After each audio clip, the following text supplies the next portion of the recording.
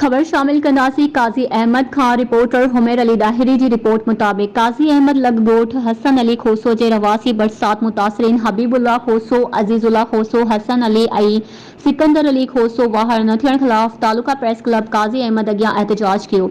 एहतजाज कंदड़नि दाहींदे चयो त बरसातुनि में घर किरी पिया आहिनि, पर असांजी कंहिं वाहर या साड़ कंहिं न लधी आहे। टेंट या राशन वग़ैरह बि न ॾिनो वियो आहे। हुननि चयो त एसी ऐं मुख्तियारकार काज़ी अहमद सां मिलियासूं, जिन धिका ॾेई ऑफिस मां कढी छॾियो। असां वटि को बि चूंडियल अवामी नुमाइंदो PPMNA सैयद गुलाम मुस्तफ़ा, MPA सरदार खान मोहम्मद दाहिरी, PP तालुका सदर काज़ी अहमद अब्दुल नबी जमाली तोड़े ॿियो केरु न पहुतो आहे। हुननि चयो त वोट वठण लाइ ॾींहं में 10-10 दफ़ा दरनि ते वोटनि लाइ अचनि था। वोट वठण खां पोइ सभई गुम आहिनि।